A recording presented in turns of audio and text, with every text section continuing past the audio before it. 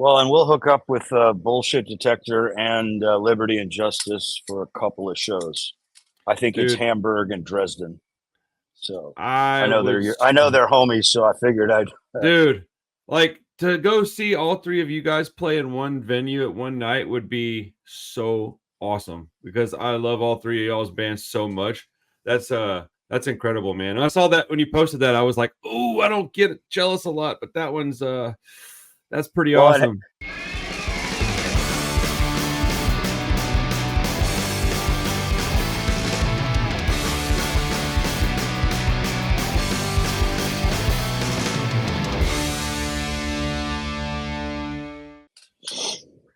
What's up, everybody? How you doing? Welcome back to the Punk Rock Review podcast. Chris Klink's hanging out with me today. This is my homie. Generation Exit, also Nowherebound, and of course, Born to Lose out of Austin, Texas. It's been a little while since we've chatted on the channel. We talk every now and then on text, pretty regularly through text or whatever. But I see you every few months. But yeah, man, how's it going, buddy? good. Just got the that impending stress of like leaving for tour next week, and so it's been a long time since that happened. The world shut down the last time we were supposed to go, and so trying to remember what all not to forget and what I need to get ahead of tour and all that stuff. Oh yeah, But once you're on the plane, it's too late. So right, yeah. yeah. Yeah, once you're off the ground, you're like, well, I guess I'll have to figure that out when I get to wherever. Yep. Where are you guys? I know y'all are going over to Europe, right? Yeah, we're only going to we'll be gone for just over 3 weeks, but it's about I won't know the number, but our tour starts the 27th of September, and the last show is the 13th of October. So Okay. 2.5, 3 weeks basically. But as a That's pretty result, awesome. we're only doing Germany and Czech Republic on this trip. So, Okay. Okay, so you're doing Germany as like a country. You're doing multiple dates in Germany. yeah. Most of it's Oh, in okay. Germany, and then 3 days in Czech. Okay. Yeah. It's And we'll I'm hook up not with super good with geography. well, and we'll hook up with Bullshit Detector and Liberty and Justice for a couple of shows. I think it's Dude, Hamburg and Dresden. So I I was know they're homies, so I figured I'd. Dude, like to go see all three of you guys play in one venue at one night would be so awesome because I love all three of y'all's bands so much. That's incredible, man. And I saw that when you posted that, I was like, oh, I don't get jealous a lot, but that one's that's pretty Well, awesome. and it's cool because we're doing the festival thing together. I'm still not sure if we're playing the same days or not. It's a 2-day festival, but we are playing a club show in Hamburg Nice. right before. That's the one I would like Hamburg's to a be. trip. I mean, Yeah. it's like they've got this, like I guess you'd call it a red light district, and that's where all the clubs are. But it's there's you got McDonald's, this very famous police station, and a whole bunch of like more than strip clubs, let's say. Uh, but it's a trip to be in that area. The Reeperbahn is like kind of the main street where all that is going on, and That's we're just off amazing. to the side. I guess they look at all this stuff, music included with women as just debaucherous living. You're just like, oh, these Well, guys must. and Europeans are a lot less repressed as No, that's a fact. Americans are. They don't really bat an eye about any of that stuff. Yeah, no, that's for sure, dude. I mean, I Man, will so not be to be clear, I'm not going to be partaking in any of those festivities, but it's there if you want it. hey, I'm not gonna make any kind of jokes about anybody. I don't want to upset anyone of any any of my buddies or anything. But I immediately thought like, yeah, but so and so might be. That's funny. I mean, obviously I would be kidding, but dude, here's something funny. My daughter, so he knows Charlie fairly well at this point. She's been over to his house a couple times with me, but so she goes to this music class at school, and she's talking to her teacher, and the teacher's like, so, what do your parents do? And she's like, well, it's kind of hard to explain what my dad does. He just kind of does all this stuff with music. And the lady's like, oh, cool. What kind of stuff does he do? And she's like, well, he's got a little record label and a shop. And, she's 10. So explaining it is probably very difficult for her. And she probably makes it sound like it's something it's not. And she says, but he loves doing his YouTube channel. I think he's really trying to put some work into that to make it, the foundation of everything else he's doing. And she's like, oh, what does he do on the channel? And she's like, oh, he likes punk rock music. And she says, here, write this down, and I want to see if your dad knows this band. If he does, just come back and tell me the next day. And so she comes in and she hands me this piece of paper yesterday, and I opened it up, and I just started cracking up. And I was like, what kind of punk rocker would I be if I didn't know Bikini Kill? And it's her teacher's it's a lady, and so I guess she was just wondering if I knew who they were. And I said, yeah, here. And I wrote down a list of like 10 bands. I was like, see if she knows these. If she doesn't, no worries. I actually prefer she doesn't. Tell her to check them all out. I give her a list of like really cool, female fronted. So Charlie's got a riot girl for a teacher. Yeah, dude. I was like, man, that's pretty rad that she knows Bikini Kill. I was a little more surprised that she knew it than if she would be that I did. Wow. I thought that was pretty cool. Dude, so October 14th is a Sunday, I think. Yeah, I think it's a Sunday. Okay. I can't remember, but either the 13th or the 14th is a Sunday. And I woke up yesterday and had an alert on my phone from punknews.org website. I don't typically, I'm not trying to be disrespectful. They don't talk about bands and stuff that I enjoy often. So I look at it, but I don't often like click and then go read the article. Maybe like one out of every 15 or so, I actually click on it and read it. But I'd like to follow what they're saying because, you never know. And this is exactly why I continue to follow sites like that. I wake up and I'm like, I'm reading like news and stuff. And then it's like punknews.org. And I was like, oh, what are these guys talking about? And I click on it and I was like, what? And it says Jesse Michaels is going to do some guided tours at the Punk Rock Museum. And I fell out. Dude, I fell out of the bed running into the living room. I was like, I don't know if this is even remotely possible, but check this out. And hello, baby girl. And then, sorry, anybody's just listening to this. That was the dog pokes his head in the frame a little bit. So I got the green light to go hit up that guided tour with Jesse Michaels. Man, that's crazy that he's doing that. I think, but yeah, I'm gonna try to make that happen. Unfortunately, we'll be in Prague that night, so I won't be able to join you. Well, when you said the dates, I was like, oh, that's gonna be when I'm in Vegas. I'm literally gonna fly in, go do that. Hang around for 5 or 6 hours and fly home. I'm not trying to spend any extra money. I'm not trying to go do any foolishness. I just want to go check that out and film it and maybe meet him for a couple photos and just chit chat for a minute and then bounce out of there. But dude, and try and get the skinny on whenever that album's coming out. Bro, I'm going to wear my bootleg Doom Regulator shirt and see if he notices it because I made that shirt. And I'm going to see if he goes, where the hell did you get that? Strike up a conversation. But, bro, just tell him you're a pirate. You know what I'm saying? Dude, facts. He's starting to come out the woodworks a little bit, man. That's cool, man.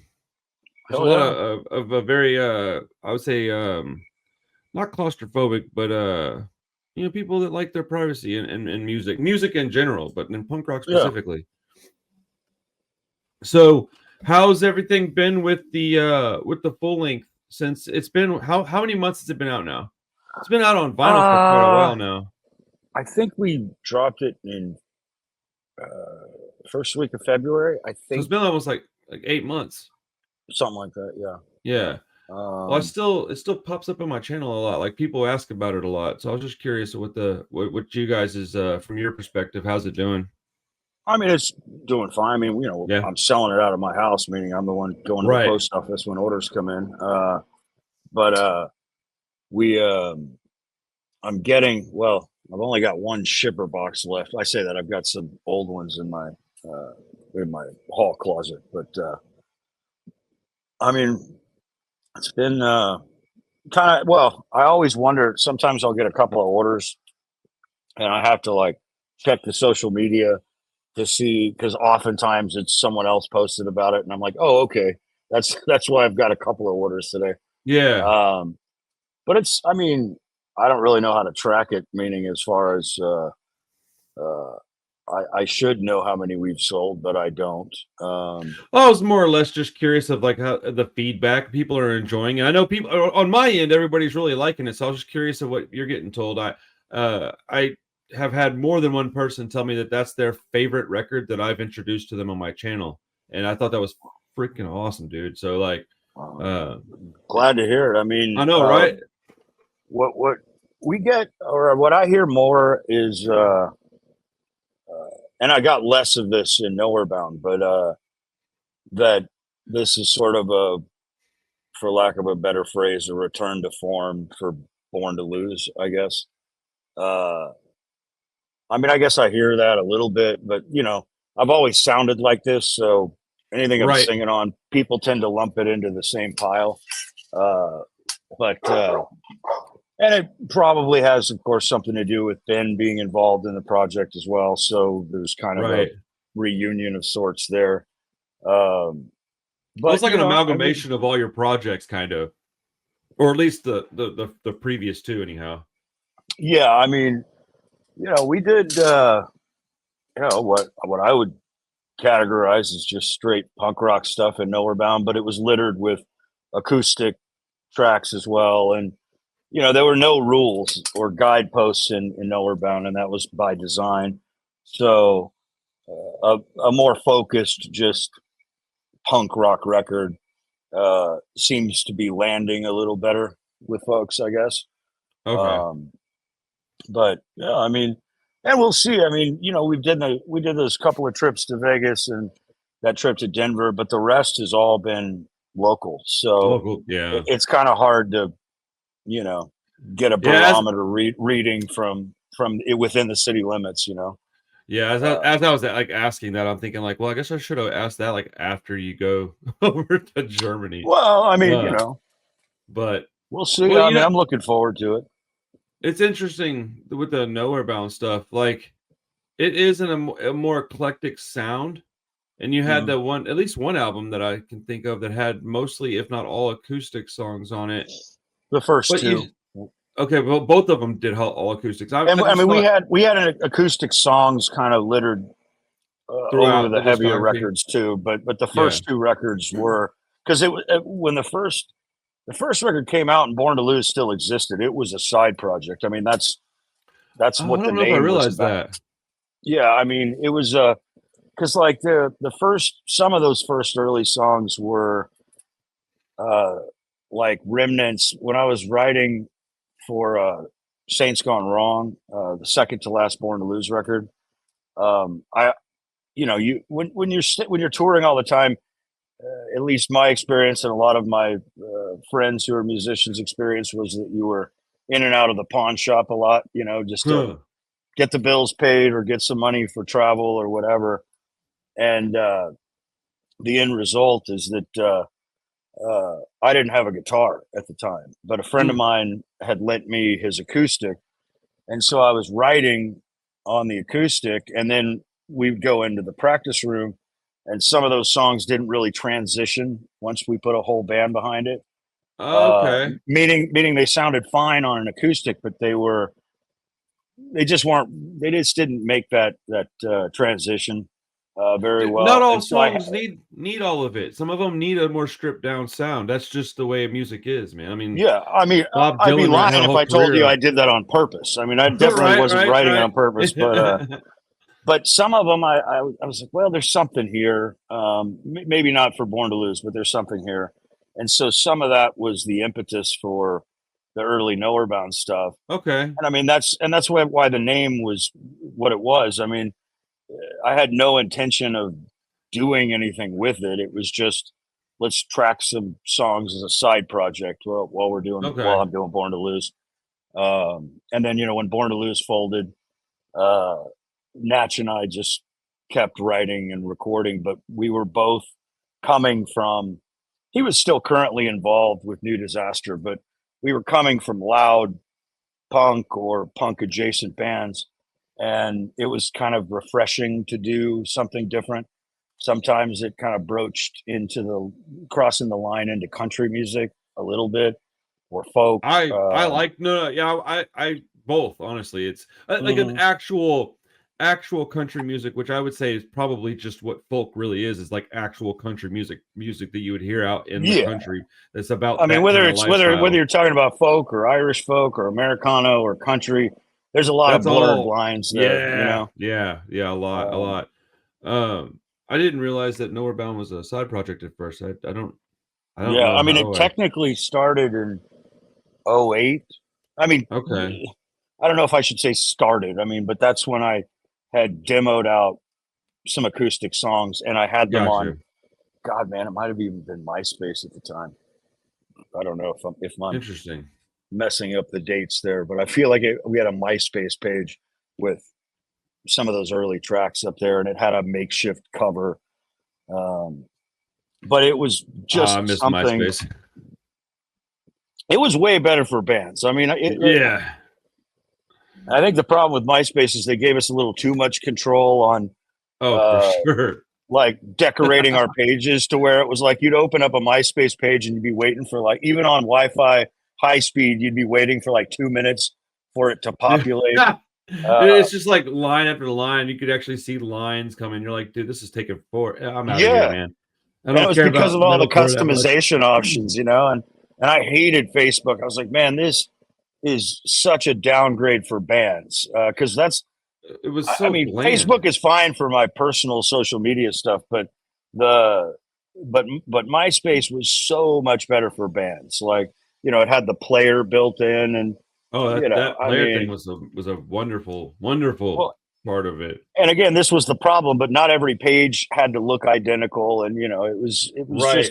you could have some individual or individuality, I guess, on MySpace that Which just isn't there on the other social platforms. when But you're you know, talking about hey, I our could be the old genre. man yelling at clouds about MySpace being gone, or I could just adapt. You know, I it's been choose enough to do years. both typically. I'm gonna adapt and I'm Yeah, gonna same. bitch about it. I got Mm, damn kids, but I'll take part, I guess. Yeah, Facebook was always so bland. I understand like the structure and it looks really sleek and clean. I get that. I don't even have a real big problem with it, but for like you said, for bands specifically, MySpace was. I mean, I don't, dude. Kids that are like super young, let's say like 25 and younger, just simply don't understand how cool MySpace really was. If it wasn't for MySpace, we wouldn't even have social media because it would have went no, away. there's no Twitter, there's no Facebook, there's no Instagram without MySpace. But Yeah, so it was funny those last few years in Born to Lose. Everyone had kind of moved on to Facebook, but our bass player Chris Housen hadn't done that. He was still on MySpace, and we'd just be like, "How's Tom doing?" You know, like dude, nobody else was on MySpace. Uh, I always thought that was a weird thing that he was so speaking about Tom, like active on your page, like he was like, you gotta have me on there somewhere. It's like, bro, chill. mm-hmm. Like I don't know who you are. I'm I pretty didn't sure realize it. Tom. I don't remember, but I think Tom was friends with everybody as far as on Yeah. their pages. Yeah, You had at least one friend on yeah. MySpace. Yeah, I'll tell you How's what Tom though. doing, Housen? Oh man, he's probably lonely now. That's No. fucked up. Oh man. I remember very long nights on MySpace because like when I had, let's see, I think my first band was still MySpace era. So I had, yeah, because I remember having like some problems getting like banners and stuff up because I've never really understood how to do that stuff. Mm-hmm. And but I remember very late nights talking to like females on MySpace, bro. That's where that was basically a local bar, dude. You could just sit on there and just meet people all night, man. And it had its own little like live chat. I guess the messenger's sort of the same because it can instantaneously tell you when you have a Mm-hmm. message.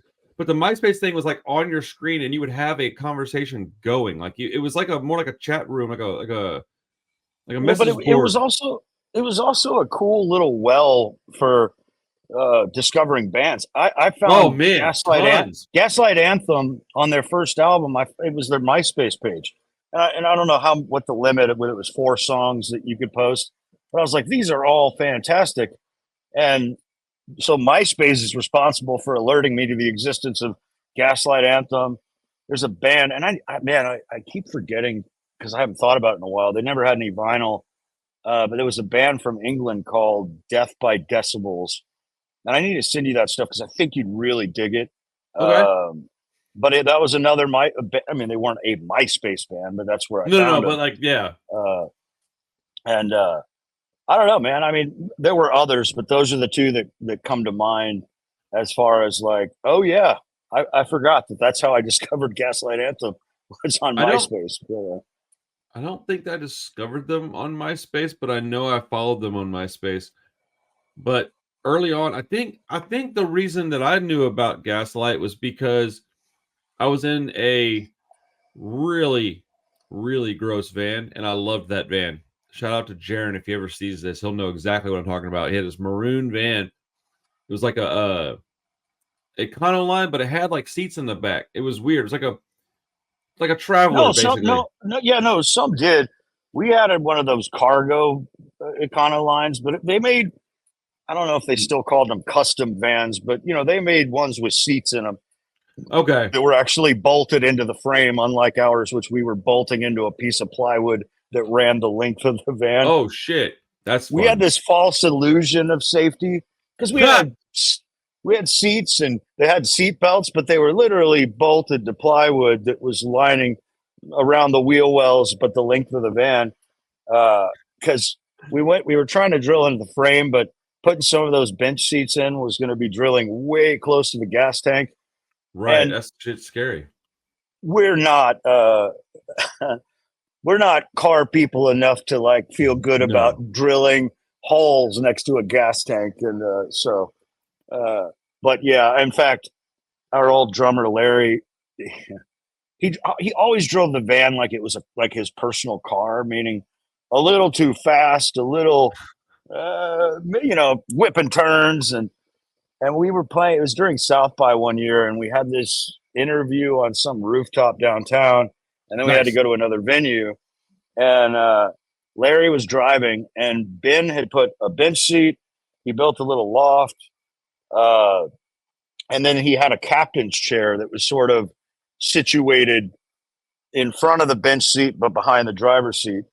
Okay. And he was in there like normal, doing a crossword or a Sudoku or something. And he's belted in for all help that's going to be if we are actually in a collision. And Larry whips the wheel around, and Ben's captain's chair you heard the wood snap, and but he was belted in, so he just tipped over with the chair, and he's just sitting there with his crossword and his pen, looking up at Larry, and Larry is laughing his ass off.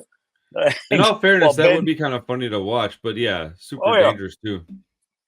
It was funny to watch. I was on the bench seat.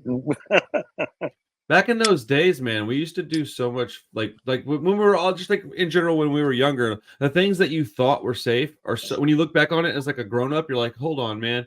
I was 25. I was doing what now? I'm like, I can't believe I made it out of that alive. We weren't ever under the impression that it was safe. We just, you're young and you're poor, but you're resourceful, right? And you're resourceful and you're willing to roll the dice.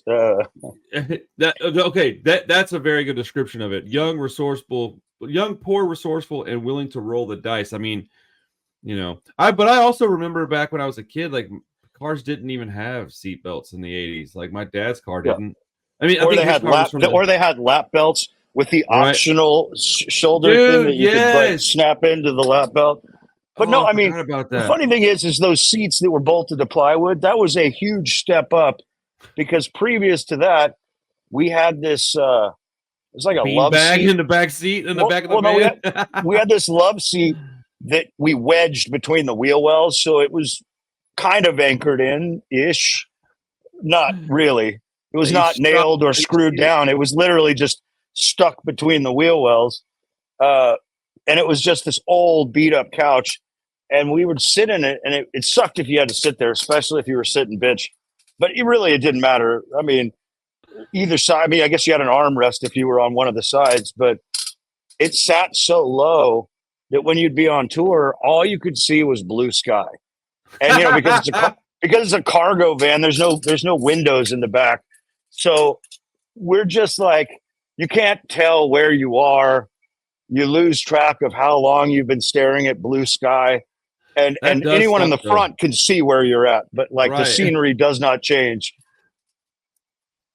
Dude, that's actually, dude, I am incredibly familiar with that feeling. When I was young, my mom worked for a company called Lance Foods, and she had this big ass step van truck. Right, it was the typical Frito-Lay trucks, UPS style truck. Right, for anybody that's wondering what a step van is, it's those kind of trucks the UPS drivers drive, and they don't have air conditioning in them. They're just hot. And I would lay on a piece of cardboard on the floor of that thing as a little kid and just try to get some rest or listen to music. And when I was old enough to get Walkman or whatever, I had tapes, and I would just sit back there and listen to music all day. But I remember the same kind of thing. I would sit on the floor of it, and all I could see was the top of the windshield.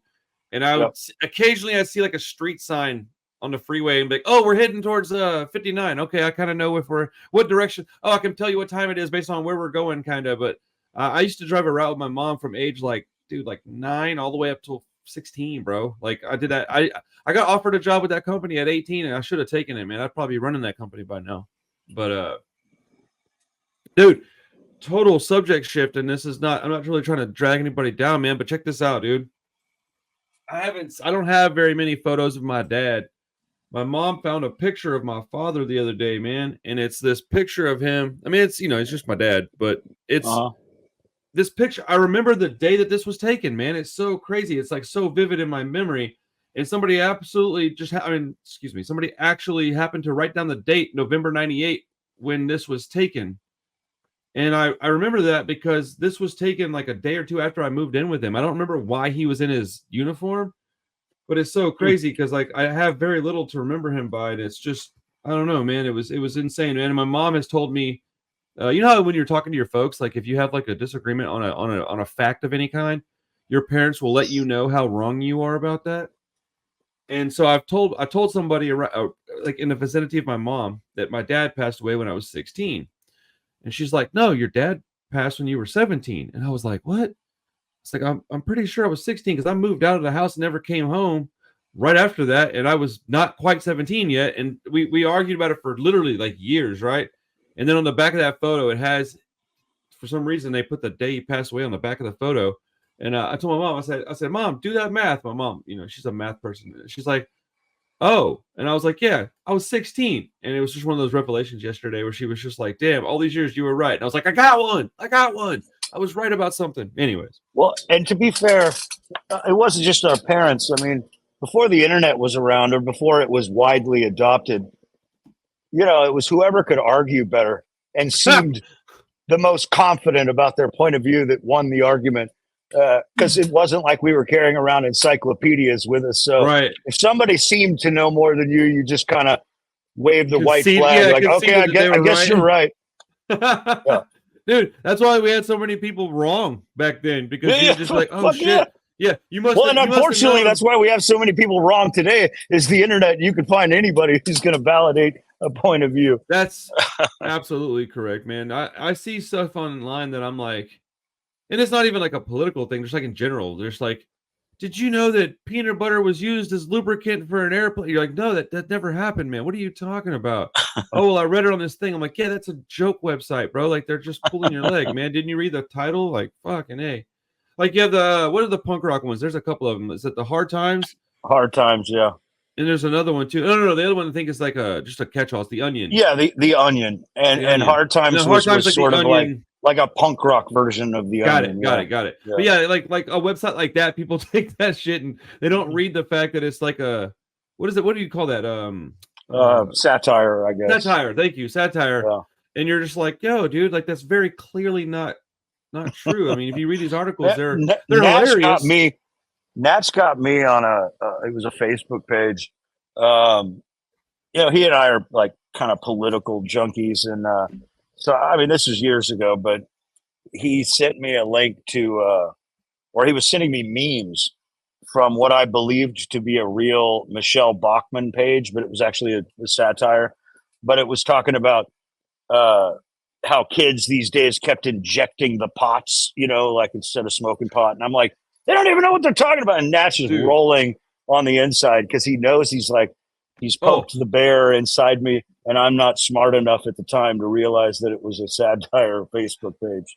Well, I mean, we're I would say that we're similar in that respect. I fall for that kind of stuff all the time, dude. I'm not proud of it, but it is what it is. I would have definitely been the guy that was like, "What? That's not real. They don't do that. They put it in food and they smoke a bunch of it. They don't shoot it. That's crazy. Who would do that? Wait, do they really do that?" And the next thing you know, I'm convinced that that's real. Oh These man, days, when the temperature starts rising in my head, I'm like, I'm going to find some other sources before I react. right. Oh, dude, I have no qualms with the fact that I am very gullible at times. It's just part of my wonderful personality. It is what it is, dude. Oh man, hey, okay, let's shift over to some music stuff because I got some questions for you. Not anything like necessarily super specific, but what have you been listening to lately, sir? I know you spend a lot of records at your house. Got anything new? Let me think. Let me look at my phone and see. I haven't bought many records lately because I've been, trying to penny pinch for tour. That is a necessary, thing to do. Yeah, I gotta open my Discogs and see what it tells me. You remember those little CDs that you would get every now and then? They were like mini CDs. They were like in a regular size jewel case. Mini CD. They were like 3 inches in diameter. They were real small. Yeah, like Pizza and McDonald's had a few of them for some reason. Yeah, they did. This band called The Locust. You remember those guys? They're like they were like in the punk scene because they were not radio friendly, but they weren't really punk. They were more like a noisy. I mean, they fall into like the hardcore box probably more than anything, but it's like I don't know, very chaotic music, but they were very DIY. Anyways, I was at a Half Price Books and I just happened to find a copy of one of their CDs, and I bought it without looking at the disc because I'm fucking stupid. And I get home and I open it. It's one of those mini discs, which happens to be a very rare edition of that. And I just thought it was kind of cool, man. I don't buy a lot of stuff right now either. I'm saving for some very.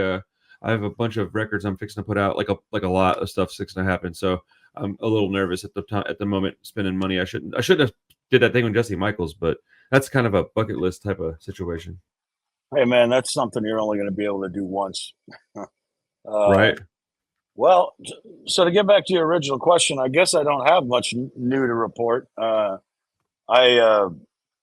picked up, and I gave you a copy of it, but I picked up that Panther Revival record when they played here.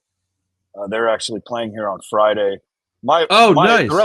The rest of my week is pretty crazy because I've got they're playing on Friday, and I guess a couple of them are going to crash here again. Hell yeah. And then my Italian friend, who's been living in Germany for at least the last 10 years, he's doing like a kind of an acoustic tour, and they're here on Saturday.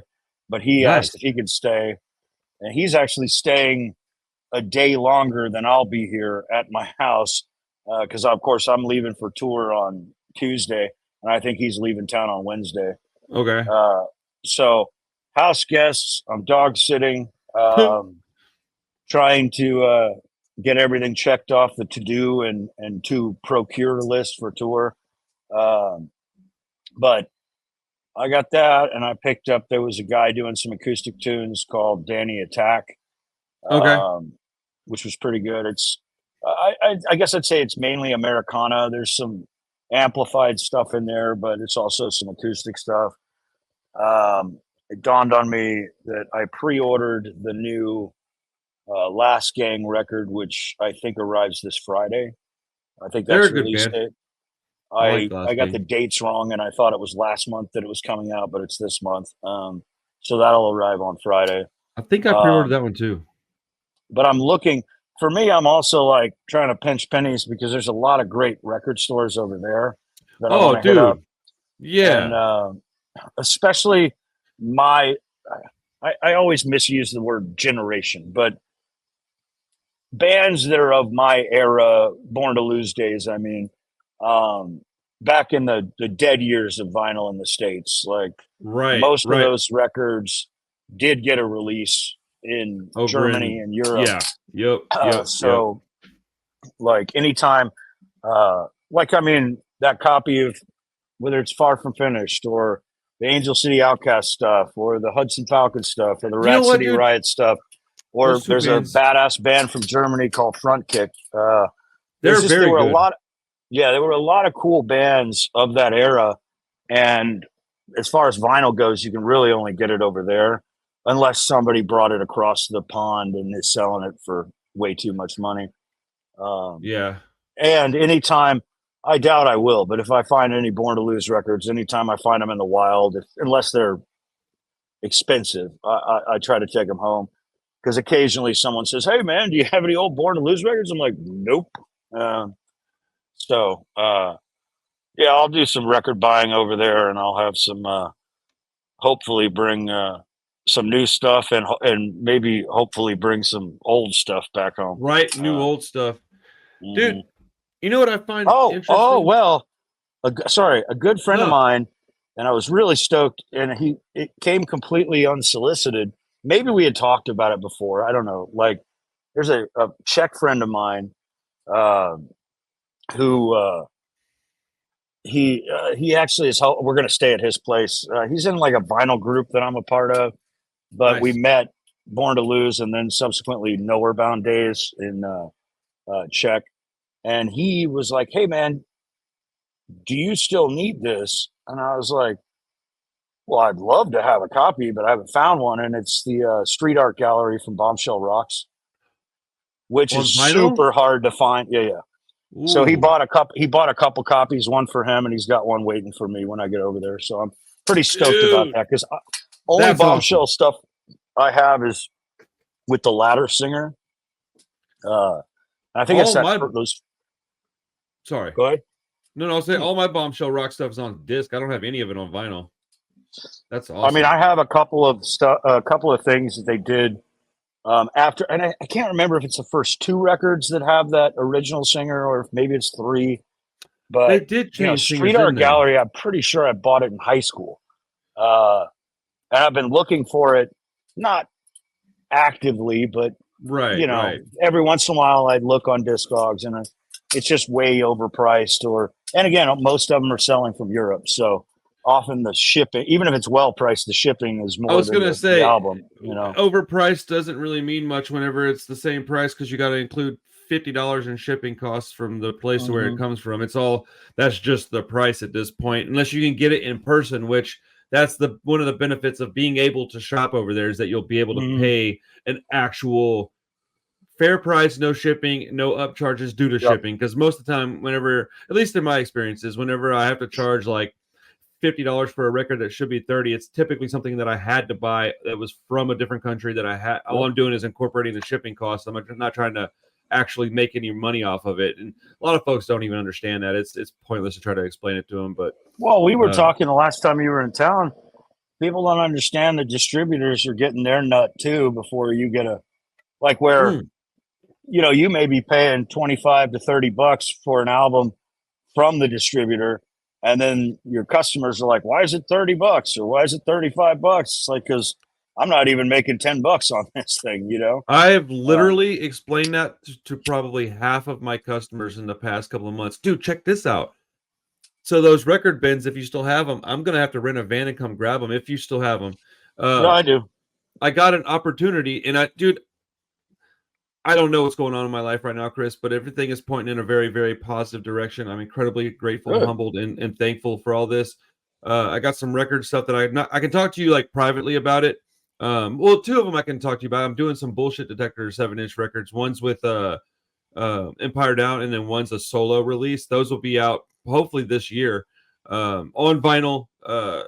300 copies per. They're going to be very specially done. We're putting a lot of work into it, but I also have been waiting over 4 years to get a room in the front of the complex at the place where my shop's at. And last week, I don't know, some stuff, drama happened. And one of these guys has been there for like 30 years, who has got the best spot in the entire place, just up and retired. And they called me first and said, "Hey, do you want this spot? It's available, but you have to tell me right now." And I was like, how right now? And they were like, today. And I was like, let me make a couple of phone calls. So I called some friends, called my wife, just said, "Hey, this is what it costs. This is what it is." And basically, I called him back, said, "I'll take it." He's like, "It's yours." On November 1st, I get a room that is literally, when you open the front door to this complex, it's the first thing you see. And it's Nice. like, oh, dude, I can't wait, man. It's on the front hallway. it's the first, and I'm going to be able to, he's like, dude, you do whatever you want with it. He's like, you paint whatever color you want it. So basically I'm going to take everything I did in my current spot and do it over here. But I got about 20% more square footage. So I'll have the space for those white bins. So I'm going to paint my current bins white, I think, to match. And I'm just so excited, man. Like it's pretty crazy, dude. Then the label's doing really well, channel's doing pretty well, and I got my schedule at work the way I want it. Like everything is just kind of, I feel like I need to just take the chance I've got right now because I'm basically liquidating all my savings to put out some records that Chris and I talked about, and she's like, no, I think this is the opportunity that we've been hoping you would get one day, and it's here in front of you. And if you don't take it, you'll never fucking live it down. You'll always regret it. Money comes and money goes, but opportunity doesn't often just pop its head up and go, hey, at least not really good opportunity anyways. But yeah, well, so I'm very excited. I'll find it for you.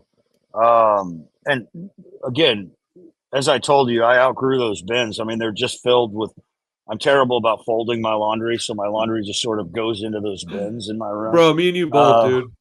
That's awesome.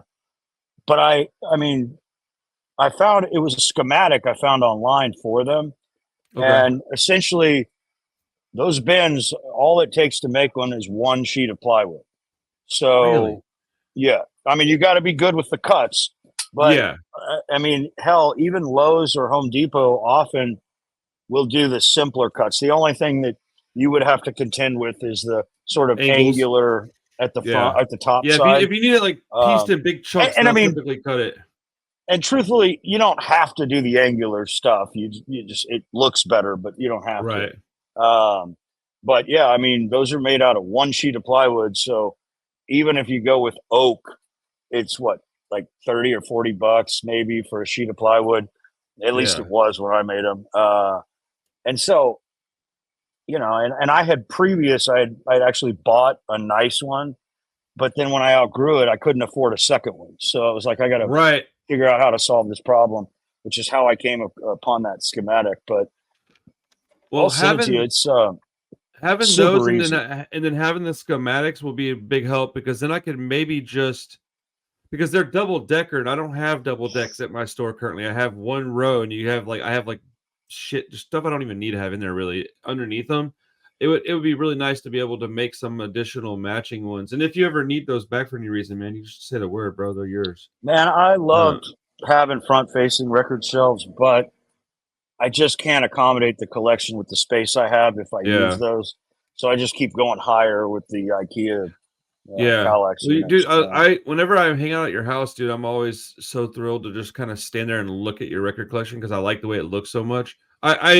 I appreciate record collectors, man. Like, I'm a collector. I'm a minor collector. I have a fair amount of records. I got a fair amount of money in it, but there's other people that have like bigger collections. And I'm not jealous at all. I actually collect CDs and tapes as much as I do records, and most people don't do that. So I have a different collection, and I love to look at people's record collections and just kind of get ideas and listen to stuff. Well, the front facing, man, I miss them because, you buy the records for yourself, of course, but when people come in and they can flip through records like they're in a record store, they're more inclined to say, hey, can I look at your records? Whereas the spine out Klinck, which is what I'm back into because I have to be, it's a little less, it can seem a little intimidating or a little bit. Yeah. You just got to stand there and tilt your head to the side. And tilt your head. That's part of why I have the dividers. I mean, it's just, and I first made those dividers for the front facing shelves. That's when I first did them. Oh, okay.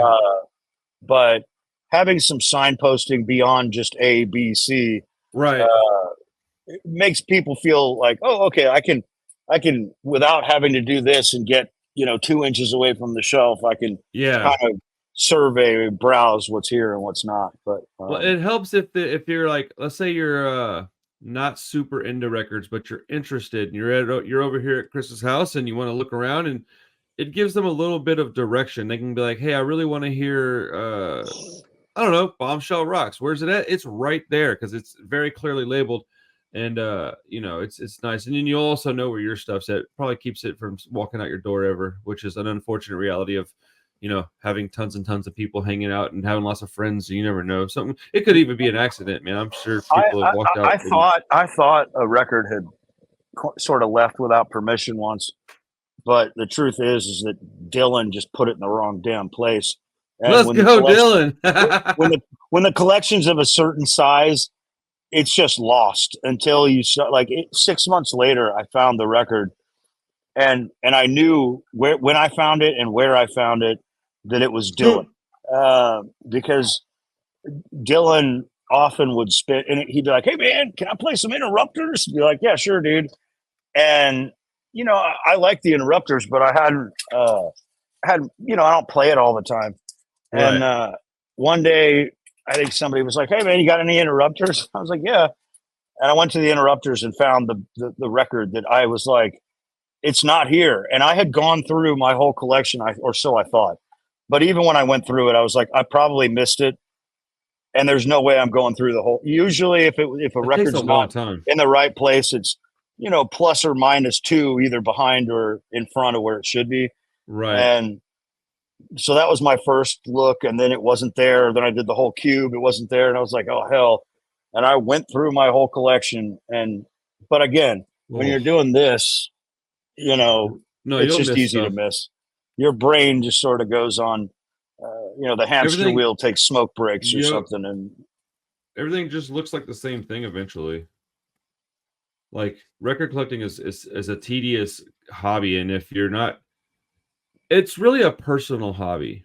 If you're a record collector and your friends come over a lot, like, you're the most liberal with your collection of anybody I've ever met, man. I know a lot of people that when you go to their house, they're like, "Don't mess with my records, leave them the fuck alone. Like, if you want to play one, by all means, let me know, we'll play it. But like, don't go messing with my shit." Like, I don't hardly even touch your record collection because I'm so used to people telling me not to. No, I mean, for me, it's like, yeah, please. Like, to your point, when I came back to the format, and that's the other thing, I came back to the format 12 years ago or something. Yeah. So, like, that's part of why there's so many. The other is that I've been pretty much single the whole time, don't have any kids or debt, so disposable income usually goes into the record debt, collection. That's pretty awesome to not have debt. Well, I say that going into a European tour where we are in debt. We're just hoping that the shows cover the debt. But yeah.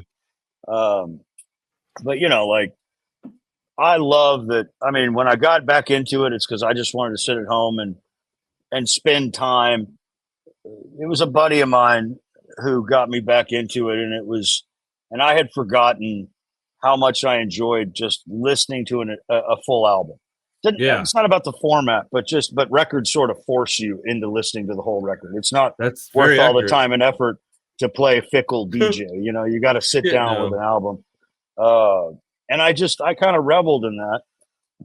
But once the collection got to a certain size, people started wanting to look through it. So for me, it's, hey, if you need help with the turntable, let me know. Otherwise, just don't put them back. I'll put them back. That's very good point. That's thanks to good old Dylan. Like, I will put them back where they go. You can leave them sitting out. I will take care of it after you leave.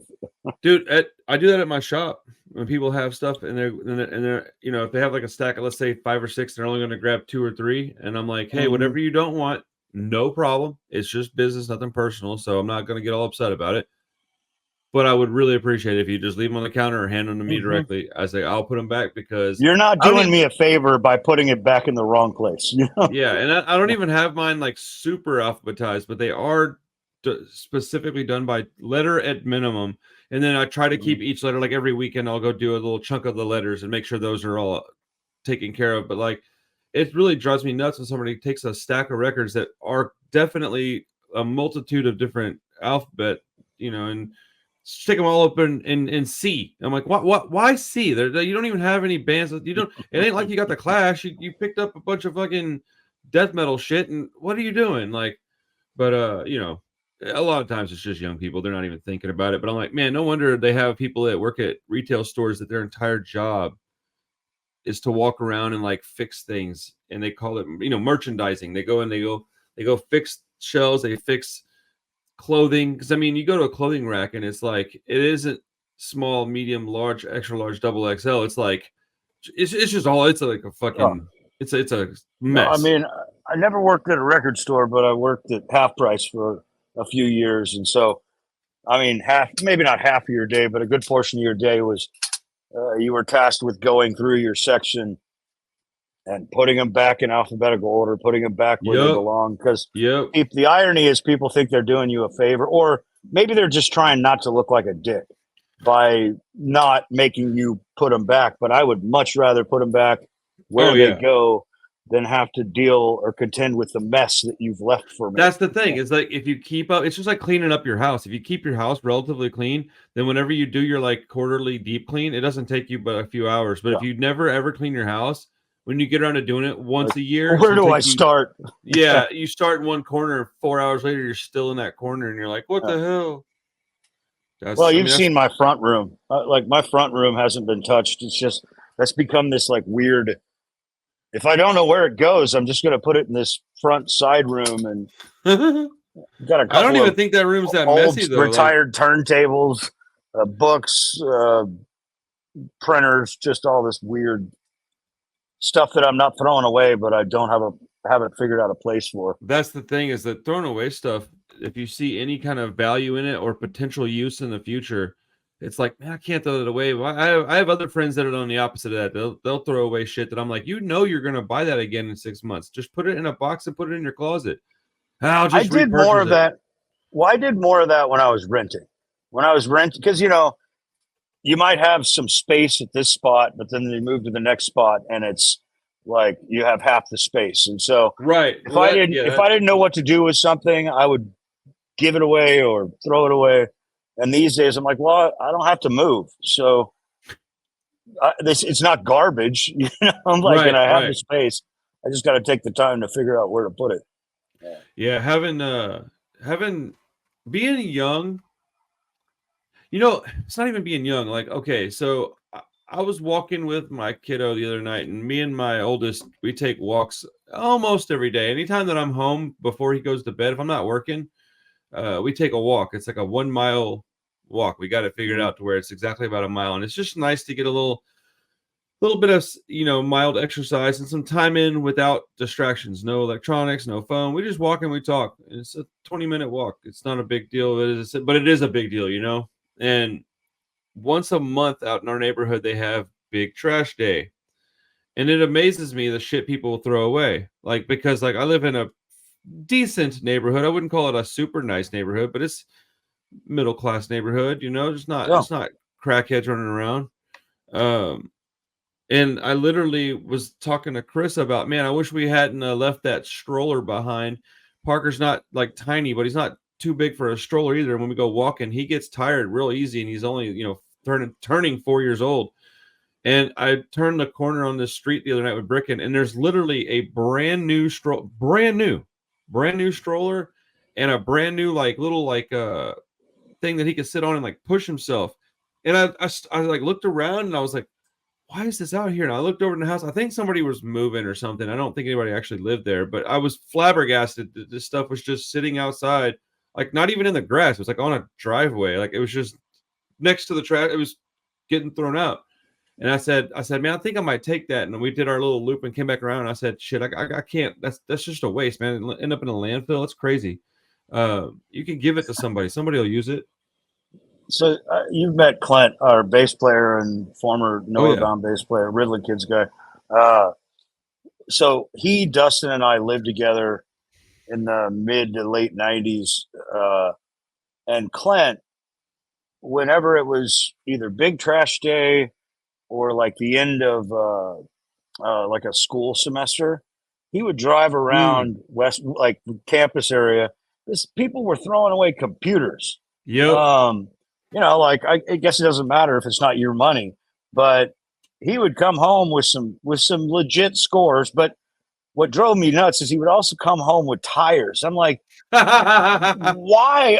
It's like, well, the tread's good. I'm like, you realize that was out on the curb because they otherwise had to pay somebody to get rid of a tire. You can't just throw that out. You have to like go to the landfill, give them $10 to dispose of it or whatever. And so we had this stack of unmatched tires with good tread in our garage for years. Dude, no, there are people that have problems that they can't seem to let something get put into the Man, trash. this is gold. I got to take this home. Like, Well, no, that's bro. fucking useless, dirty black rubber gold, I guess. But sure, I mean, to be fair, he also sometimes brought some like, holy shit, somebody was throwing that away kind of stuff. Well, it was amidst tires and goofy shit like that too. Though. Oddly enough, my brother-in-law, who's also named Clint, literally did the same thing for like a decade, man. He would bring home shit like tires, but he would also bring home. He found a flat screen TV. It was like a 65-inch TV, and it said on the thing, it said trash, does not work. And he picked it up anyway, took it home, pulled the back off of it, cleaned it, and then boom, it worked. And he was like, yeah, dude, sometimes you just need to clean these things. And had himself a nice television, big ass TV too. I mean, he's found any number of tools you can find. Bro, you want to find tools, go look in the big trash. You'll find some tools. People that don't use tools, they don't want them. They throw them away. It's fucking weird. Oh, here. On the walk back outside, you can. Oh, yeah, dude. That's like, this is a small portion of this man's record collection. It's probably about half of what you've got. It's awesome. That's something. Yeah, man. It's a wonderful collection of records, dude. I love just picking through there, man. Speaking of which, I have something for you the next time you're in town. I've got something for you as well. Seriously, it's fucking awesome too. I hope you like it. I managed to score a second copy of that This Charming Man record, the pre-Gaslight stuff. Whoa! Yeah. Holy shit! Well, I'll tell you what I got you. So I've got one for you. Dude, I've been looking at that record since you showed it to me. It's literally on like 4 watch lists for me. I'm incredibly grateful for that. We'll take it off your watch list. I got one for you. I got. They did 2 variants. One was this kind of transparent, like whiskey color, and nice. The other was black. The black is actually the rarer of the 2. Isn't that weird? I always find that strange. Well, I mean, whenever I clean records, I really appreciate black records because you can tell if they're damaged. You can tell if they're dirty. That's very accurate. You cannot. I mean, it looks clean if it's a transparent, lighter color or even opaque. Right. But on a black record, you can see everything, good, bad, and ugly. You know, that's accurate. That's very accurate. So check this shit out. So I was just, I don't know, man, on social media one day, and I found this company. I can't even remember the name of them, but it had the Trojan like skinhead 2-tone logo. Yeah, have you seen the label? This? Yeah. I've got a bunch of Trojan compilations. Bro, I haven't seen the brush or no, dude. This is even cooler. That's why I got this, dude. I got one for me and I got one for you. I've never seen this before. It comes in a pair. I don't know why they send them in pairs, but whatever. I got a pair for me and I got a pair for you. It's this wooden box, dude. You know what these are? I'm guessing they look like record stabilizers. Yeah, they're 45 adapters, dude. No shit. Yeah, they're solid brass with these like rubber. Look, dude, this thing is fucking crazy looking, dude. The box is super nice. It's got magnets. Well, since we're talking about it, let me see if I can. That's damn. Trojan. That's Trojan. That big ass box set. Yeah, I mean, but all of that's Trojan stuff. Like that's awesome. I knew you liked with some reggae. Yeah, I knew you liked it enough. Excuse me, to have at least some of the stuff on vinyl, and I was like, man, this is such a pretty. And they're well made, dude, and they were small batch, and I was like, dude, they're from over in the UK. I just thought, man, what a crazy. Yeah, man, they're really pretty, but they're just heavy, bro. It's solid brass. These things are badass, man. I mean, even the turntable, my new turntable or newish didn't even come with a 45 adapter. I mean, it's fine. I bought an aluminum one years ago because it seems like the more money you spend on a turntable, the less shit it comes with it. Yeah. Well, dude, I was just okay, so I was grateful that my turntable had a dust cover. right. So what I thought was cool about these is that so the brass part is, let's see if I can, the brass part is the 45 adapter, and then there's a rubber seal that actually goes around that does hold the record in place. And that was their selling point. They're like, you ever have a 45 that doesn't quite fit your adapter? And I was like, yes, I do. And they were like, and when you play it, does it do this? And I was like, yes, it does. And I was like, I got another buddy that probably has this problem too. And well, I was just, I bought and it's one of those, like, I rarely need it, but when I need it, I'm glad I have it. And I had kind of resisted for a couple, 3 years. It's made by a company in Canada called something 33 and a third something. And all it does is it's a little, like, center hole router.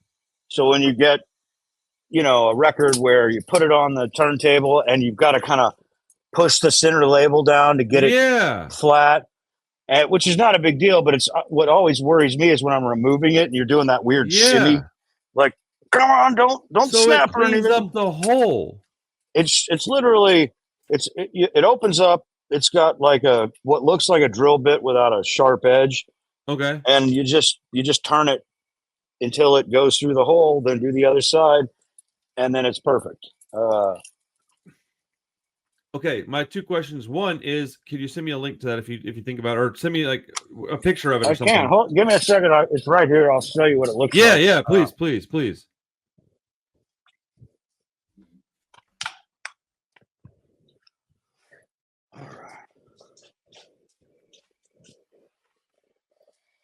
Okay, so the brand is Stable 33.33. So, okay, this is what it looks very like. Small. You open it up, and this is the. Whoops, sorry. There we go. So, that is. That's small. You just twist it in. Okay. Sorry, the camera. No, it's all right. There you go. Right there. Go up a little bit, and then probably to your right a slight bit. There you go. Boom. And so you just you put the record on and you just turn it and it routes it out. And then the other side is just magnets to keep it clean. No, just when you it closes like that. Yeah, okay. Yeah, that's what this box has too. Magnets are so good for boxes. I don't know why they didn't start doing that until fairly recently. Yeah. But it's a small company. They sell these really kind of rando things. Like they have almost like a Lazy Susan type thing for a record. Okay. I don't know if you'd use that for cleaning or if you'd use it just to set a record down. What's it called again? Stable 33.33. I'm gonna look into that. But the point is I was like, I'm not buying this thing. It's $50. That's pricey. And then I was cleaning records, and it's like I'm encountering, because to clean them, I'm putting them on this spindle, right? And which reminds you when you encounter one that center hole is just a little too small. And so I finally bit the bullet and bought this thing. And so anytime I'm cleaning a batch of records, I bring this to wherever I'm cleaning, just so I have it. To where when I encounter the problem, I just punch it through.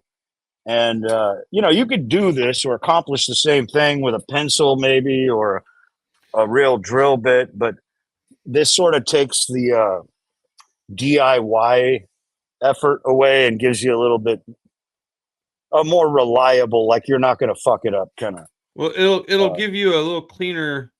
Yeah. Well, my question would be this though: if you are then at some point, let's say you're in my position, right? And I take some used records home, I clean them, I test a few of them out, and then I use one of those things. Do I have to then, what's it called? Let people know that I did that? Like, is that something that you would think would be?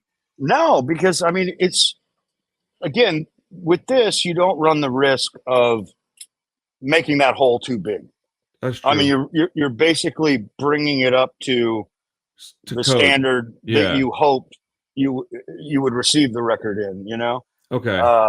Yeah, because I would And be so bummed out if somebody said, "Oh, that makes it no longer a near mint record because you changed it from what it was at the factory." And it's like I thought I improved it though. Like, well, I mean, I guess it depends on who you ask, but it's a yeah, defect if that hole is too small, you know? facts. True, true, true. So, and again, because you can't fuck it up or over Right. expand that hole with this thing, I would say you're bringing it up to the level of what people want.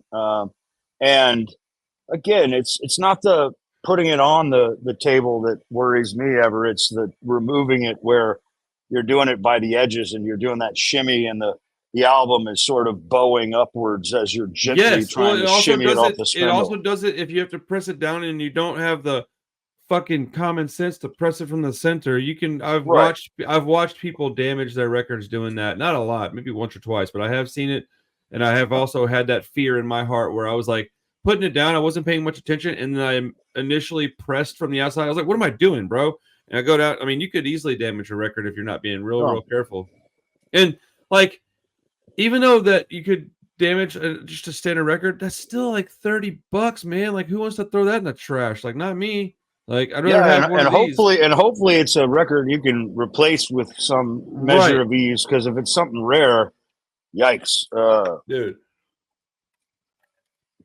Somebody was asking me about some of my tapes the other day, and they were like, "How often do you play them?" I was like, I play them pretty frequently at home." And they're like, "Oh, you don't take them to your shop?" I was like, "Half of these, no, because if they get eaten up and somebody else touches it, I said, there's no replacing it." Same thing with records, man. Mhm. I have a handful of them that are just, they're not even expensive. They're just scarce. Like, they're just not available. I picked Well, up a I bunch of mean, stuff from that show in Pittsburgh when a bunch of those bands from France. Like, how do you get that shit back without paying an arm and a leg? I mean, it depends on the band and how popular they are, but most, I don't know if I should say most, but a lot of, let's say, underground or semi-underground bands, I mean, they're pressing between 250 and 500 Yeah, copies, right. period. And a lot of them aren't even repressing just because of the expense. And once you sell out that major, that first edition, it's tough then to sell another 500 or another 250, and that's Right. money you could spend on the next release. And so it's they're readily available because it's underground when they're readily available, but give it a little bit of time and they're impossible to find without spending too much. Right. I was just talking to a band about that I work with on the label, and they were saying like, "Hey, man, we're out of tapes." And I said, "Yeah, I got about 10, but two of them I'm keeping because I just like to have one and one extra for myself." And I was like, "I'll give you the other 8. You can have them." And they were like, "Well, what about pressing some more?" I was like, "Well, it did take a little while to sell through the small amount we made." I said, "If we make another chunk of them," I was like, "then we have to sell those before I'm willing to put in for another record, or we could just wait a few months and I can put that money into maybe doing a 7-inch or something, and you'll have like even better release. Now it won't have as many songs as a tape could have, but you could do like your best 4 short songs, and like we could, or even like one longer song and then 2 short ones, or 2 longer, whatever you want to do, but like pick some of your favorite tracks that you've got written, some new stuff, and we can do a little 7-inch release, and if those do well, let's do a CD EP or something, man. There are all kinds of different options out there, but repressing the same thing, to your point, it is incredibly hard if you're fortunate enough to sell through the first run to do it on a second run, unless you're just a Well, really big band.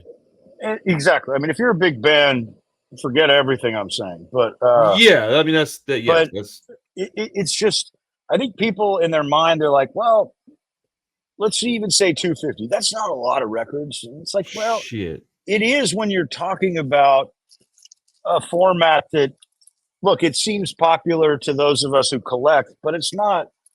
I mean, people don't need to buy physical media anymore. They just Right. don't. No, it's a very So niche it's market. yeah, and if you're not traveling with that album, I mean, maybe you sell one or two here and there, but you sell the bulk of what you have to sell at the release or in that first month or two. But past that, if you're not traveling, you're playing to the same group of people. So those who wanted the record have more often than not already gotten it.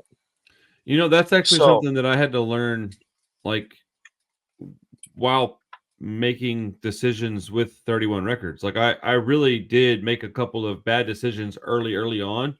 And I mean, it's part of the process. I'm not mad about it, but like I've learned and I've had to take some stances that I wouldn't have taken a year and a half ago where I'm like, no, I'm going to have to put my foot down and not do this because here's what I've learned and here's why.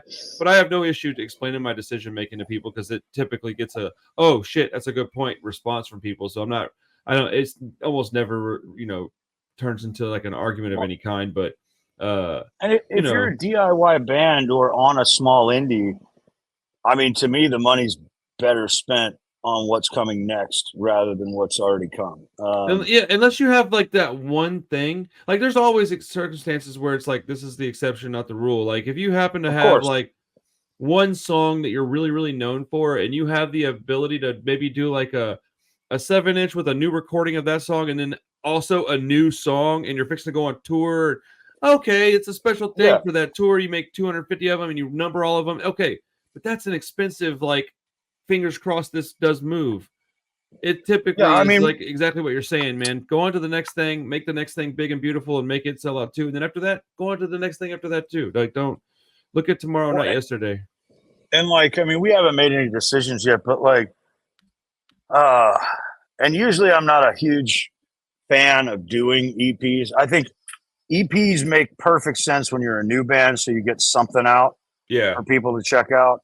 And then maybe down the road a few years, a stopgap between last record and the upcoming record. But generally, it's not something I'm a big fan of doing. But there's a counter argument to that, which is where I'm kind of like wrestling even with myself, which is like we've got, I don't know, 5 or 6 new songs that are not recorded that we're pretty excited about. And I'm excited to hear that. I mean, it's cool. You know, what's cool is things kind of came together pretty well, at least for what we were looking to do. Yeah. As a collaboration on the first album. But, you know, first albums tend to be my favorite or least favorite of a band's catalog. Because when you're a new band, you know, you're still figuring out what you sound like. So you take some chances, you know, and some of that stuff's really cool.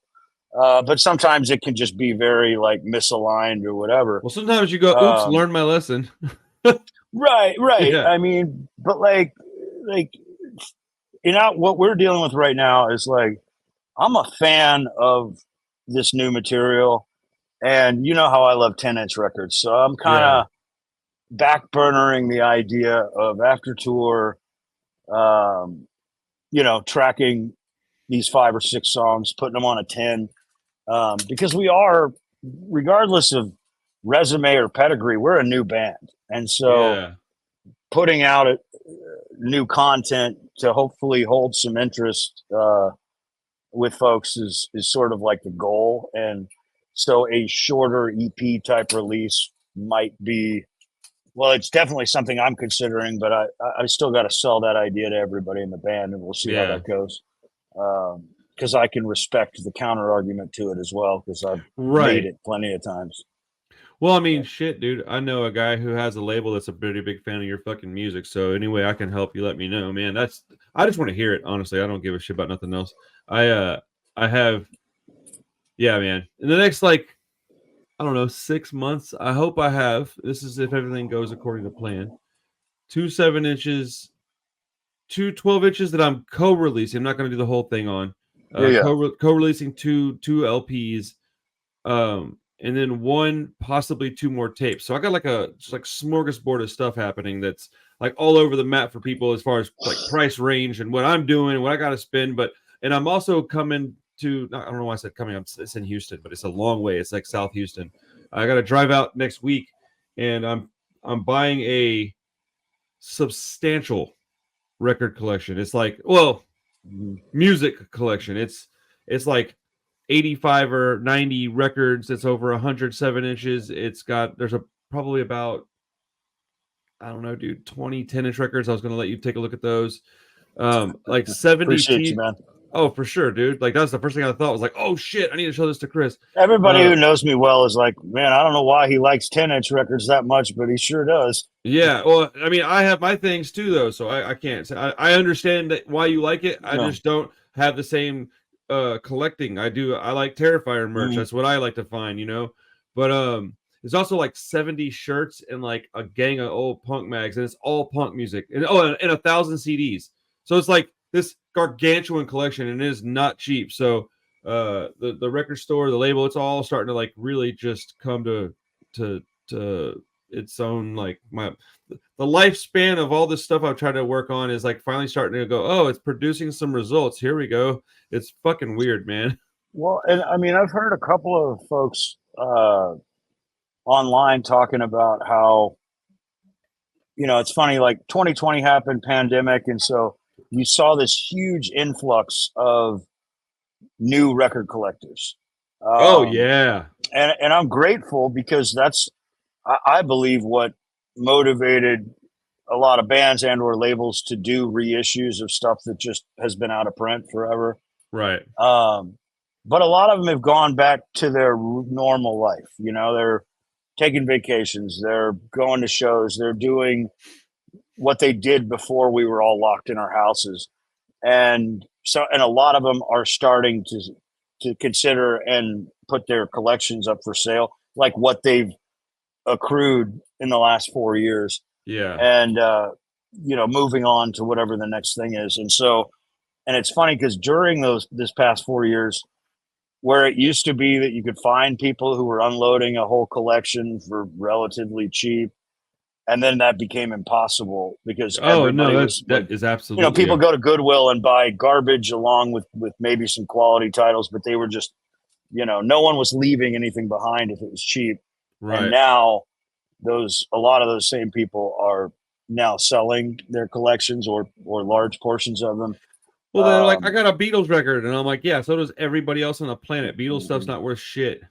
Yeah.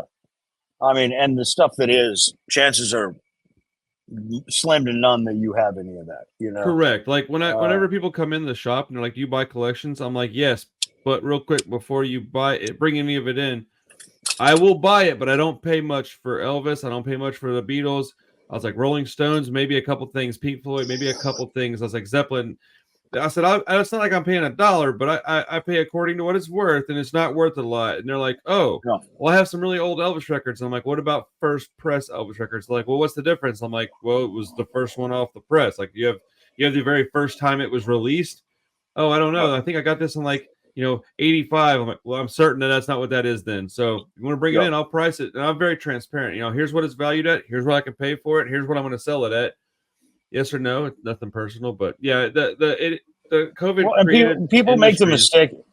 I encountered that when I was working at Half Price, and so we would do buys. So people would bring in boxes of books. I mean, back then they brought in records, and back then the records were half price. They're not anymore, but no, they're not. Like, but people would be like, "Well, it's Tom Clancy. It's popular." I'm like, "Yeah, that's the problem. Is that we've got 8 copies back stock right now, and we've got 8 copies on the shelf because everybody bought it."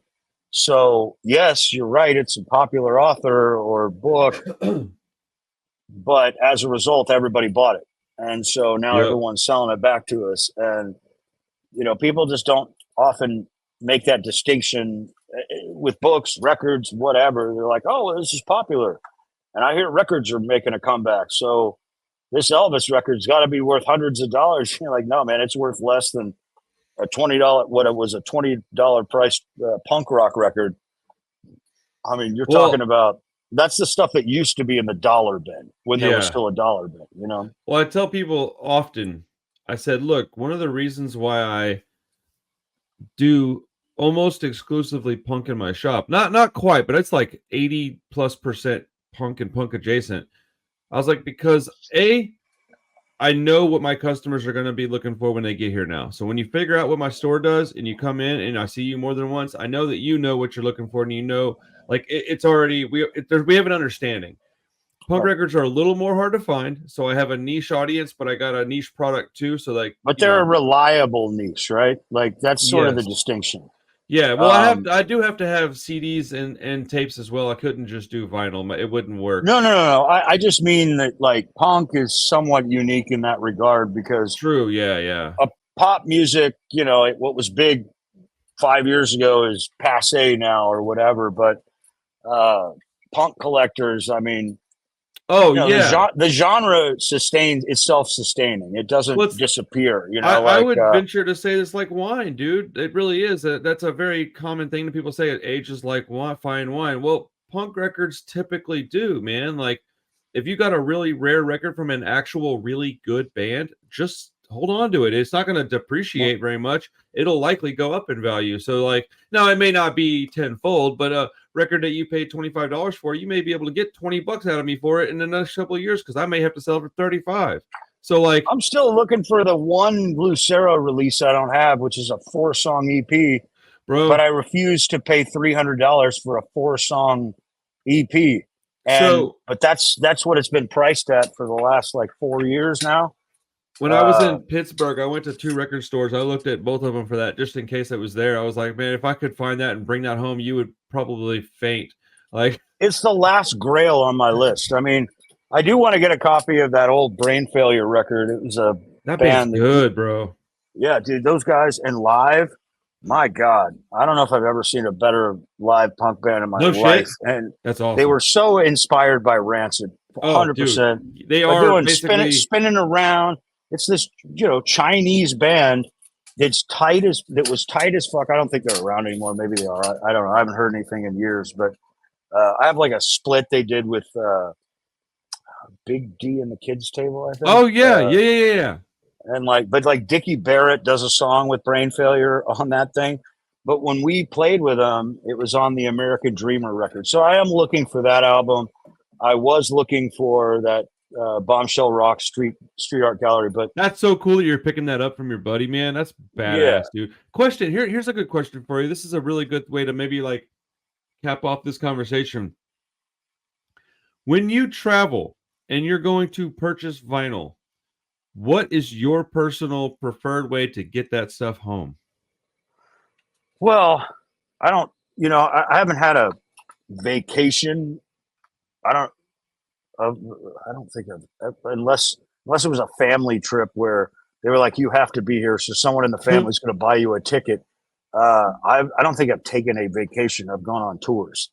Well, yeah, that's just all I mean. Like when you're outside of your home city, like when you're traveling around the world. I'm only qualifying that because if I'm going on tours, then I have vinyl boxes. Oh, duh. So if I buy records, I just put them into the vinyl boxes and then put them into my suitcase so I don't worry about bringing them home. No, that makes sense. I'm an idiot. But no, I mean, no, it's a fair question because if that weren't the case, like I went to visit my brother in D.C., I think it was back in March or April, and went to a couple of record shops and for the first time I was like, shit, man, how am I going to take these home? I don't want them to get fucked up by the baggage handlers. And right. Like to answer your question, I didn't really have a solution. I just like kind of made a flat layer of clothes, put them down and then stacked other flat clothes on top and crossed my fingers that they'd arrive safely at home. So because I didn't have like a case with me or something to bring them back. So I have a couple of solutions. If you're in the country, I just say mail them home. It'll be cheap. It'll cost you far less than a fucking check bag. Media mail. Yeah, dude, ship that stuff home. Just pack it real tight. Make sure it's packed really well. It'll be fine. But I have a bag that I bought for $12 on Amazon, and I say bag. It's not really a bag. It's almost a box. But it collapses. Yeah, it's the one that you brought every time I've seen you, right? No, record box. It is a record box, but the one that I used to bring up to Austin, I bought a new one. I bought a black one. It collapses and it's like flat. You could stick it in your bag, and if you buy stuff, you fill it up in that thing, and that's your carry-on the plane. And if you don't, you just throw it back in your luggage and ship it home. The gray one I used to bring is like kind of heavy. It's great, and it protects them really well, and you can ship it in and out of things if you need to. Like when I went to Vegas, I took on an extra piece of luggage. It was completely empty. All it had in it was my record case. And I told Chris, I was like, I know I'm going to buy shirts and I know I'm going to buy records. So let me go ahead and take this with me. And so I had my backpack that had like most of my clothes and then one extra thing. And it just was like, fuck it. I'll pay the extra fee to have it. It was like $40 and I could take it with me back and forth. And when I came back, as long as it wasn't overweight, which it ended up not being even close to the weight limit, I was able to ship that thing home on the plane with me basically. And I got home with this giant extra piece of luggage with records and shit. You got to get creative when you're bringing records home because you do have to take care of them, man. These people will just throw your shit around, man. Like it's up to you to pack your stuff right, man. Well, I mean that's and not like, you, Chris, but like the collective. Well, no. Proverbially, yeah. No, I mean I like everybody in the band is, you know, and it depends on the ticketing agent usually, but like some of the time, you know, they'll see you've got a guitar, you got your luggage with your clothes, and then you got a guitar, and they're like, do you want to check that? And, you know, unless they say you have to check that, you say, no, I'd like to carry it on. And, you know, you say, hey, it's delicate and blah, blah, blah. And most of half the time they're cool with that. And even if they do ultimately make you check it, it's not until you're at the end of the, what do they call it? The jetway, the tunnel onto the plane. Right. Yeah. And there'll be somebody at the. Oh, shit. I think his phone died. That's what we get. Hey, it's all good, ladies and gentlemen. That was an hour and a half. We keep it interesting over here at the Punk Rock Review, don't we? Oh man, I think I'm gonna do like a every 2 or 3 weeks thing, conversations with Chris, and I'm gonna have Chris and me just chit chat for a little while. So if you like that idea, let me know. I'll wait a minute and see if he pops back on. I bet he probably won't. His phone probably just died. He was sitting outside, so it wasn't charging. Oh, he's back. He's back. Hey, did your phone die? I think that was the danger of sitting outside in the Texas sun. Oh shit! I think my said, "Hey man, it's way too hot out here. I'm turning off.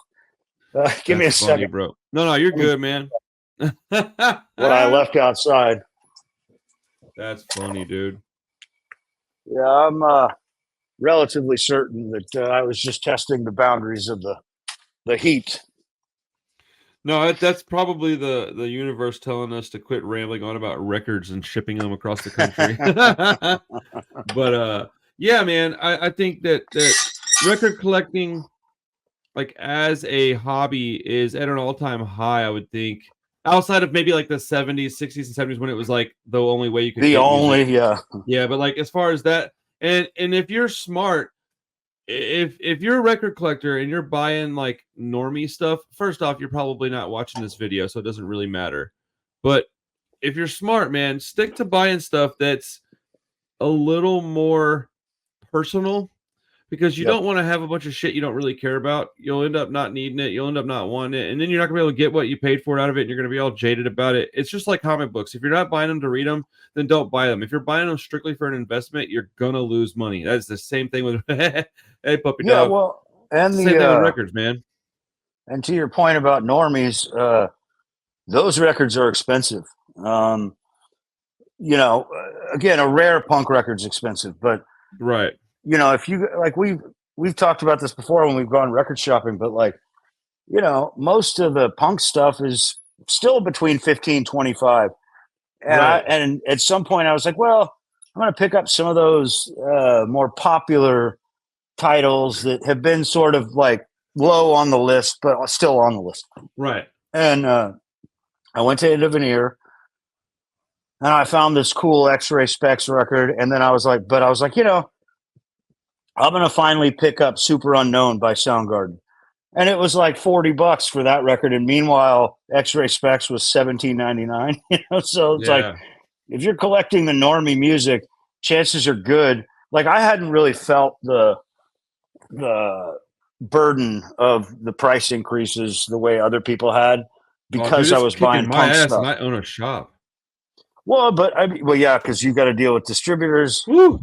And if it's normie, and I say normie music, that sounds like it's just a descriptive word. It sounds as though that's an insult, but that's not what I mean. Like I've got plenty of, you know, popular alternative bands in my collection, but that stuff has fallen victim to the price increases far more than Punk has. I mean, if you buy something that's it just current, is what it is. whether it's an old record but a repress on Epitaph or Fat, your chances are good that you're still paying $20, maybe 24 or 25. But go buy Soundgarden and it's $40. Typically, my Epitaph and Fat stuff is like between 26 and 32 at my shop. I try to keep it at 30 max. It just depends on the release. But no, if I have Soundgarden, I guarantee you it's at least 42 because I'm probably paying 30 or more before tax and shipping is involved. Sometimes I'll get it on if they have like hey, we're having like a blowout. You're paying more cost than what you would pay retail with markup for punk releases for the non-punk releases. Absolutely. No, I absolutely am. You know what's cool though? After we had this conversation the first time, I did a lot of like thinking, right? And I was like, okay, I hate when you go somewhere and they have like, let's say everything they have is like $25, and they're like, yeah, but if you buy it right now, it's on sale for 20% off, so you're only paying 20, and you're like, yeah, but don't you have that sign up like all the time? And it's like, yeah. And so I typically have a sign in my store that says, if you buy one item, it's sticker price. Two is 10% off, 3 15, 4 or more, and it's 20% off. And I was thinking about it, and I was like, I really like that I do that. I always thought that was really nice, and I don't know, it just felt like a way to treat my customers like, hey, thank you for buying more stuff. And I was like, I think instead of doing that, I took the sign down, and when I move in stores, I'm going through every record I've got, and I'm just gonna drop the price a couple bucks. Like, I'm just gonna make it a more round number, whatever. Like, if I have to make a couple dollars less on it, but it just makes sense. Like, it just makes sense. Like, as long as I can keep buying collections and I can keep finding used product, it don't matter because I can mark that stuff to an appropriate price, and the markup on it creates the extra $1 or $2 that I needed for the other stuff. And as a customer, it brings you back. Like, I mean, pre-pandemic, Waterloo used to have those punch cards, and once you bought 10 records, you got a free record. They don't do that anymore. But I mean, I would be in there buying 10 records a week, getting a free record every week. Yeah, but it was something that brought you back to the shop because it was, you're buying records anyway, and then you're like, oh, all of a sudden I'm only 1 or 2 punches away, and I want to go record shopping, so I know I'm going to leave with a third record. Right. I was thinking about doing a loyalty thing like that, like about a year or two ago. And I think once I get in the new spot, I might bring it up because I'm going to get a lot more foot traffic being in this front room. I'm really excited about that. And then if I can just make the prices a little bit better across the board, I don't have to do any like discounting unless it's like a really large purchase. I kind of always feel obligated to do that because I feel guilty taking hundreds of dollars from one person. But I think I might come up with a little program like, hey man, if you 10 times you purchase from me, like 10 trips to the store on your 11th, you can get half off anything you want, type of thing. Like one item, but half off. I mean, that way, if you got a record of $60 that you've been wanting and you spend enough money to hit me up 10 times, you can get that record, man. Go grab it. Well, and I mean, there were, rules with that Waterloo program. Like, I mean, obviously, right. You're not going to go grab they gave it a number. Up to $30 or some shit.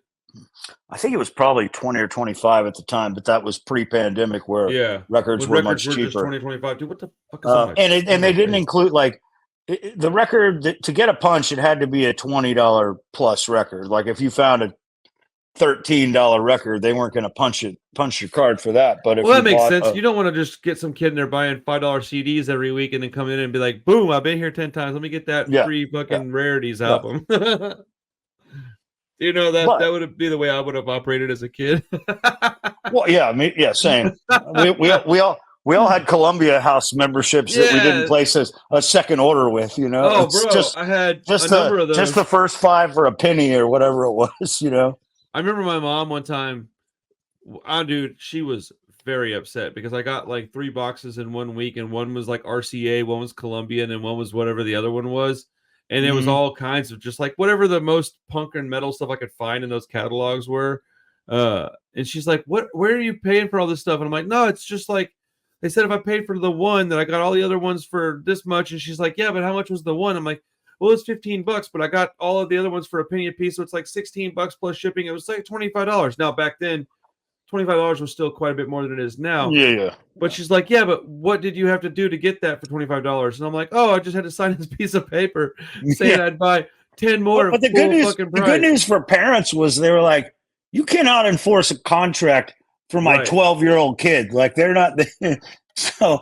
Well, that's why those places stopped doing that shit, because there's always of course that did it, and there was no legal, action that they could take. What's up, puppy dog? How's your day going? She got stabbed a few times with needles today.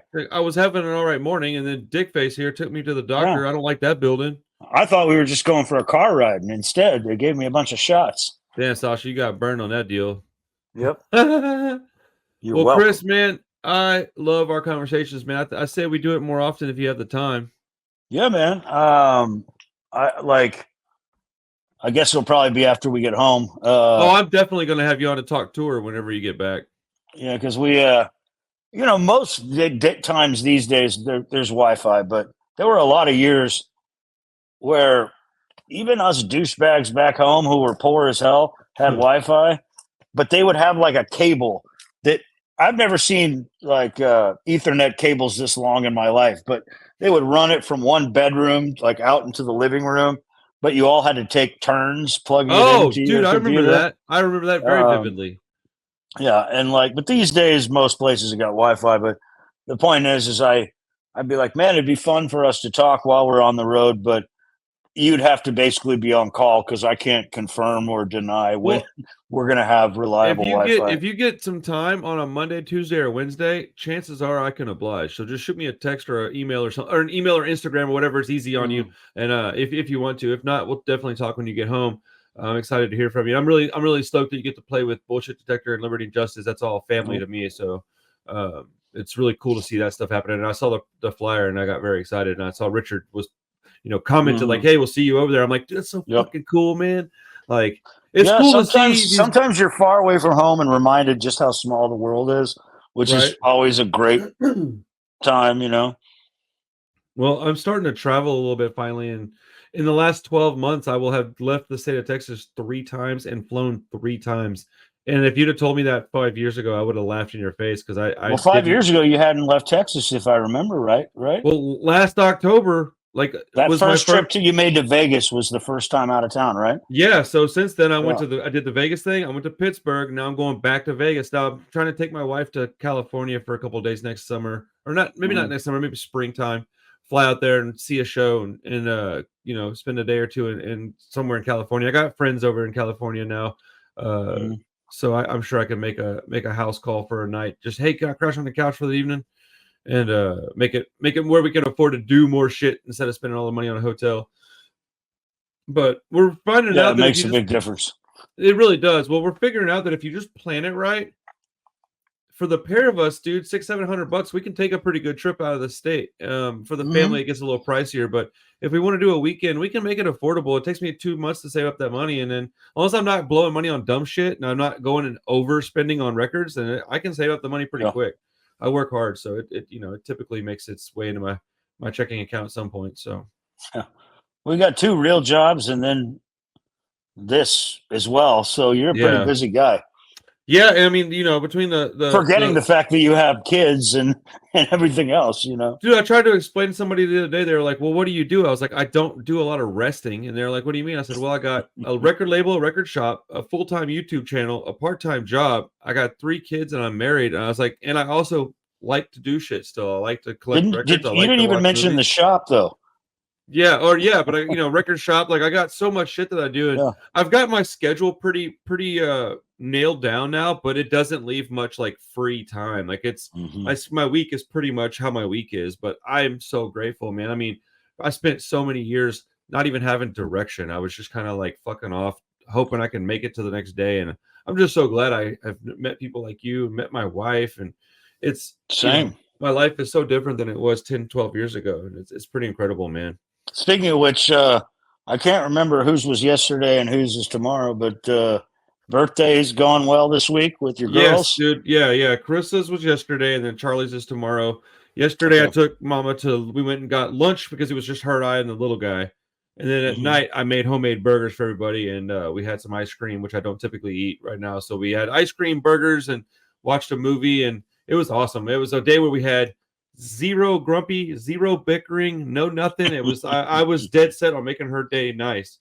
And tomorrow, Charlie wants to go to this very special chicken place that's like an hour from our house.